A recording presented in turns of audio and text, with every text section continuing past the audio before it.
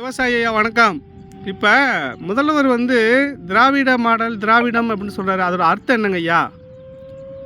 திராவிடம் அப்படிங்கிறது ஒரு மாயை சொல்லுன்னு தான் சொல்லலாம். சரி. அன்றைய காலகட்டத்தில் பார்த்தீங்கன்னா அந்த பிரிட்டிஷார்கள் வந்தப்போ கால்டுவெல்னு ஒருத்தர் வந்தார், ஆங்கிலேயர். அவர் என்ன பண்ணுறாரு, இந்த சவுத்து ஜோன் அப்படின்னு இந்தியா பாரத தேசத்தின் சவுத்து ஜோனுங்கிறத ஒரு 4 மாநிலம், ஆந்திரா, கர்நாடகம், கேரளா, தமிழ்நாடு அப்படிங்கிற ஒரு 4 மாநிலத்தை அவர் என்ன பண்ணுறாரு, மனுஸ்மிருதியிலேருந்து இதுக்கு பெயர் திராவிடம்னு அன்னைக்கு இருந்திருக்கு. அதை படித்து விட்டு இந்த பகுதிக்கு திராவிடம்னு ஒரு பெயரை சூட்டி அவர் திராவிட பகுதின்னு அதை சொல்லிட்டார். ஆனால் அந்த திராவிடம்னு சொன்னதை வச்சுக்கிட்டு இவங்க கட்சி ஆரம்பித்தவங்க அன்றைய காலகட்டத்தில் 1921 நீதி கட்சி ஆரம்பிக்கப்பட்டுச்சு. அப்போ என்ன பண்ணுறாங்க அப்படின்னா, அதில் அந்த கட்சி ஆரம்பிக்கப்பட்டவங்க எல்லாருமே திராவிடம்னு சொல்லி கொண்டு இருக்கக்கூடிய தமிழ் மொழி அல்லாத பிறமொழியாளர் தெலுங்கர்கள். அப்போ தெலுங்கர்கள் என்ன பண்ணுறாங்க, தமிழர்களை ஒரு மறைமுகமாக வீழ்ச்சி பண்ணணுங்கிற நோக்கத்திலேயே அவங்க தமிழ்ங்கிற ஒரு தமிழ்நாட்டில் வாழ்ந்து கொண்டு தமிழுக்கான பெயரை உச்சரிப்பு பெயராக வந்துடக்கூடாது, ஒரு தலைமை பொறுப்பான பெயரும் வந்துடக்கூடாதுங்கிற நோக்கத்திலேயே அவங்க நீதி கட்சின்னு சொல்லிக்கிட்டு உள்ளுக்குள்ள தெலுங்கர்களுடைய முன்னேற்றமாக தான் அதை பார்த்து அதை வச்சாங்க. இதுதான் அதில் நடந்த சூழ்ச்சம். அப்போ அவங்க அந்த சொல்லி அந்த மாதிரி ஆரம்பிக்கிற பொழுது அயோத்திதாச பண்டிதர், ரெட்டமலை சீனிவாசன் 2 பேர் ஒரு சமுதாயத்திலேருந்து, அந்த சமுதாயத்தை நம்ம குறை சொன்னால் கூட அதை சொன்னால் கூட ஏதோ ஒரு மாதிரி நினச்சிக்குவாங்க. அவங்க ஆதி குடி தொல்குடி பறையர்கள்னு பேர். அவங்க என்ன பண்ணிட்டாங்க, அன்றைய காலகட்டத்தில் அந்த பகுத்தறிவு இல்லாத நேரத்தில் அவங்க என்ன பண்ணிட்டாங்க, இதை தமிழ்குடி ஆதி தமிழ்குடின்னு சொல்லாமல் அவங்க சொன்னது திராவிடம் அப்படின்னு சொன்னதில், அப்போ நாங்கள்லாம் யார் அப்படி, நீங்களாம் ஆதி திராவிடன்னு ஒரு பெயரை சுட்டிட்டாங்க. அதை அப்படியே அவங்க ஏற்றுக்கிட்டாங்க. அப்போ அன்னைக்கு தான் இந்த தமிழ்நாட்டில் திராவிடம் ஆதி திராவிடம்னு சூட்டப்படுது. அப்போ என்ன பண்ணுறாங்க, அடுத்து நீதி கட்சி முடிஞ்ச காலத்துக்கு அப்புறம் அவருங்க நீதி கட்சி ஆங்கிலேயர்களுடைய அடிவருடியாக இருந்து தான் அந்த ஆட்சியை ஓட்டினாங்க. அன்றைய காலகட்டத்துக்கு அப்புறம் அவங்க பெரியார் அது உள்ளே வர்றாரு. பெரியார் வந்தோன்னே திராவிடர் கழகம்னு ஆரம்பிக்கிறார். அப்பையும் பார்த்தீங்கன்னா அந்த தமிழ் பெயரில் வரல. அப்போ தமிழர்கள் ஒரு பகுதியில் மாப்போசி, கியூஆபி விஸ்வநாதன் இவங்கெல்லாம் இந்த தமிழ் தேசத்தை பற்றி தமிழை பற்றி ஒரு இது பண்ணால் அதுலேயும் இவங்க உள்புகுந்து அதை கலைச்சி விடுற வேலையை தான் செஞ்சுக்கிட்டு இருந்திருக்காங்க. இது அப்போ திராவிடம் எங்கிருந்து பிறந்ததென்றால் தெலுங்கர்களால் தமிழர்கள் மீது சூட்டப்பட்ட மாயை சொல் அப்படின்னு தான் அதை சொல்லலாம். அதற்கு பிற்பாடு தமிழ் சமூகத்தையே கூறு போடுறாங்க. தமிழர்களாக இருக்கிறவங்களை தூக்கி தெலுங்கர்னு சொல்கிறது, தெலுங்கர்களை தூக்கி தமிழர்னு சொல்கிறது, ஒரு கலவை கலந்த மிக்சர் போல் ஆக்கிட்டாங்க தமிழ்நாட்டை. இவங்க திராவிடம் பேசக்கூடிய இவர்கள் தமிழ்நாட்டை விட்டு அடுத்த நகர்வே நகரல. அப்போ இங்கே தமிழ்நாடு ஒரு வளமான பகுதி, நதிகளும் நிலப்பரப்புகளும் மருத நிலங்களும் இங்கே ரொம்ப பெருகி கிடக்கிறதுனால இந்த பகுதியிலே நம்மளே கோலோட்சம் பண்ணணும், ஆட்சி பண்ணணும் அப்படிங்கிற ஒரு நோக்கத்தோடைய தமிழர்களை மடையர்களாக்குனது தான் சொல்லலாம். அதுக்கு பிற்பாடு பெரியார் கூட பார்த்தீங்கன்னா மீட்டிங்கெல்லாம் உட்காந்துக்கிட்டு அவங்க முன்னாடி அவங்கள முட்டாள், நீங்கள்லாம் வேசி மகன்கள் இப்படியெல்லாம் சொல்லி திட்டுவார். அன்றைய காலகட்டத்தில் இது புரியாமல் சில சமுதாயங்கள்லாம் அவர் பின்னாடி நின்னது தான் இன்னும் ஆய்வுப்படி தெரியுது. அவர் சொன்னதெல்லாம் இன்றைக்கி உண்மையான அவர் எழுதிய புத்தகத்தையே குத்தூசு குருசாமி, ஆனமித்து போன்றவர்கள்லாம் எழுதி அன்றைக்கி படிக்கிற பொழுது பெரியார் ஒரு மறைமுகமாக தமிழை அழிச்சதில் தான் முற்பட்டதாக தெரிகிறதே தவிர அவருங்க தமிழை வளர்த்ததாக தெரியல. தமிழை காட்டு மிராண்டு மொழி, நீசபாசங்கர் என்னென்னமோ சொல்லியெல்லாம் இது பண்ணிட்டாங்க. ஆனால் இப்போ அந்த புத்தகங்களை படிக்க எப்பா உங்களுடைய ஆவணம் உங்களுடைய பெரியாருன்னு சொல்லக்கூடிய ராமசாமி பேசுனதில் தான் வருது அப்படின்னு தான் இன்றைக்கி ஆவணத்தை எடுத்து காட்டுறாங்க. இதுதான் உண்மை. ஆனால் இதில் ஒரு விஷயம் என்னென்னா, தமிழ் குடிகளில் தொல்குடி ரொம்ப பெரும்பான்மை கொண்ட சமுதாயம் 2 சமுதாயம் தான். அந்த 2 சமுதாயத்தை கூட அன்றைக்கி பிரிச்சிருக்காங்க. தேவேந்திரகுல வேளாளர்கள்னு சொல்லக்கூடியவங்க தான் தமிழ் வளர்த்து சங்கம் வச்ச நடத்தின ஒரு சமுதாயம். அவங்க தான் ஆதி தமிழ்குடி.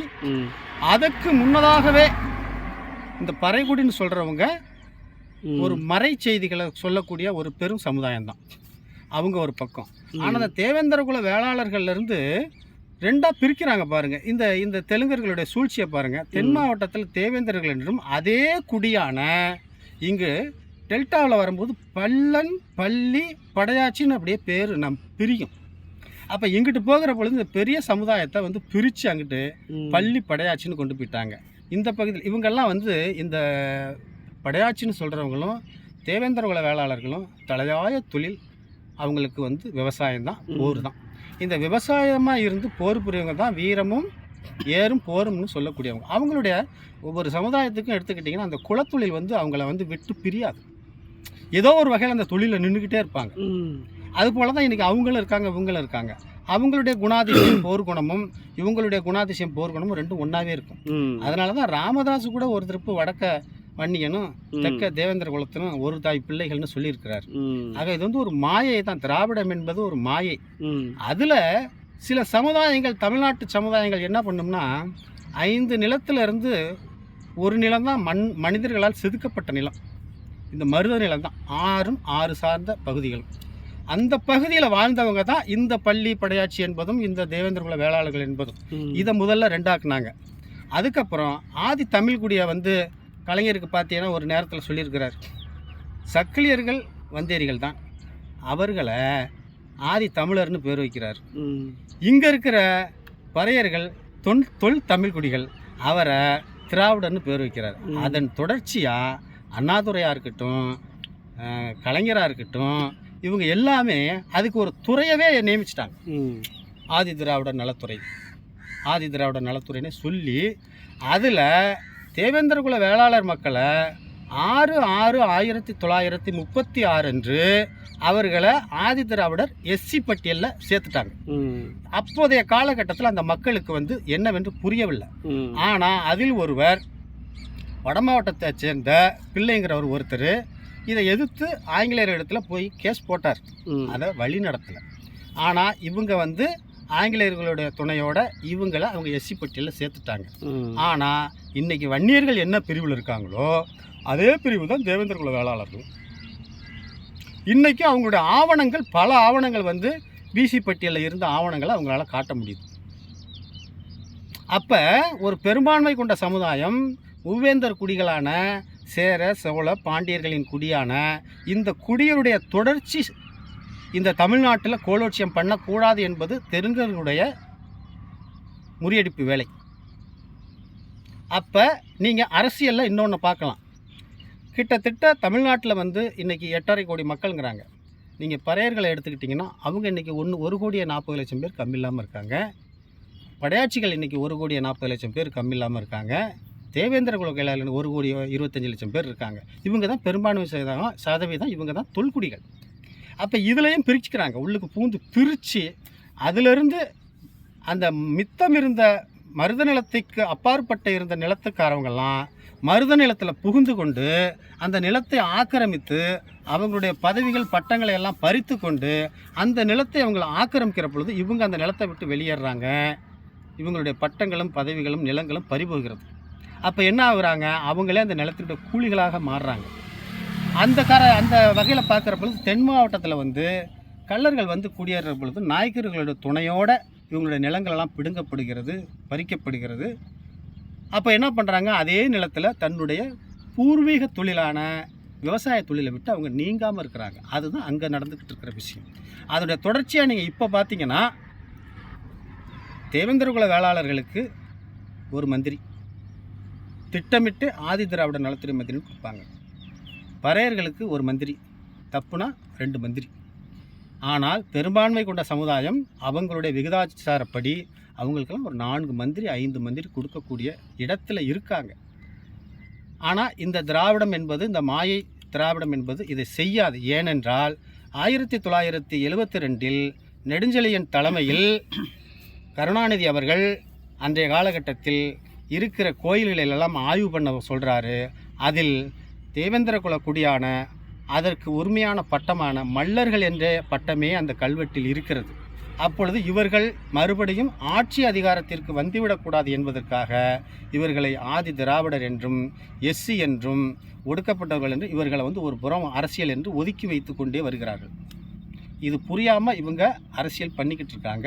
இந்த தேவேந்திரர்களாக இருக்கட்டும், பறையர்களாக இருக்கட்டும், படையாட்சிகள் அந்த எழுச்சியோட அவர்களுக்கு வந்து தென் மாவட்டத்தில் உள்ள தேவேந்தர்களுக்கு ஏற்படக்கூடிய நெருக்கடி அங்கு இல்லை. அதனால் அவங்க நில உடைமையாளர்களாகவே இருக்கிறாங்க. இங்கு நிலங்கள் பறிக்கப்பட்டதனால் சோழ மண்டலத்தில் உள்ள தேவேந்தர்கள் நில உடைமையிலிருந்து கொஞ்சம் பின்தங்கி தான் உள்ளார்கள். தென் மாவட்டத்தில் உள்ள தேவேந்தர்கள் நில உடைமையிலிருந்து ஓரளவு சீராக உள்ளார்கள். இன்றைக்கு எடுத்துக்கொண்டோமானால் தேவேந்திரகுல வேளாளர்களுக்கு பட்டயங்களும் கல்வெட்டுகளும் சாட்சி சான்றுகள் இருந்த போதிலும் அரசியலில் மறுபடியும் சோழர்களும் பாண்டியர்களும் ஆட்சி வந்துடக்கூடாது என்பதுடைய விஜயநகர மன்னர்களின் ஆட்சி தொடர்பான 500 ஆண்டுகால தொடர்ச்சி இன்னும் திராவிடம் என்ற மாயச் சொல்லில் தமிழகத்தை உலுக்கி கொண்டு ஏமாற்றி கொண்டு இதுதான் இருக்கிறது என்பது உண்மை. நீங்கள் இப்போ ஸ்டாலின் ஐயா அவர்கள் திராவிட மாடல் பாரு. நீங்கள் ஒரு கேள்வி கூட கேட்டீங்க, மாடல்னால் ஒரு பொருளுக்கு தான் இந்த மாடல் அப்படிம்பாங்க. இதுக்கே அர்த்தம் இல்லை. ஆனால் அவர் பேசுவார், தமிழர்பார் ஒரு இடத்துல திராவிட மாடல்பார், ரெண்டுக்குமே பொருத்தம் இருக்காது. அப்போ இதெல்லாம் ஒரு ஏமாற்றுத்தனத்தை தான் நோக்கி போய்கிட்டு இருக்கு. நீங்கள் இன்றைக்கி இருக்கிற திராவிட முன்னேற்ற கழகம் அப்படிங்கிறது ஒரு காலகட்டத்தில் மக்களுக்கான கட்சி போல தோற்றமளித்தாலும் இப்பொழுது அது ஒரு குடும்ப கட்சி போல தான் தோற்றமளிக்கிறது. இதற்கு புரியாமல் சில சமுதாயங்கள் தமிழ் சமுதாயங்களே காட்டி கொடுத்து ஒற்றை குடும்பத்திற்கு துணை நிற்பது தான் தமிழ்நாட்டின் சீரழிவின் முதல் பங்காக இன்றைக்கு இருந்து கொண்டிருக்கிறது.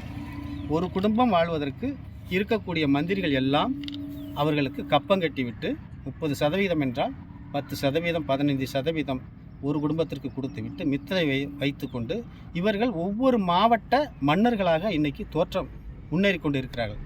இது எதில் போய் நிற்கும் என்றால், இவர்கள் பழைய முறையில் மன்னராட்சி முறை போலவும் ஜமீன்தார் முறைக்கு பண்ணையடிக்கு முறையும் கொண்டு போய் நிறுத்திவிடும்.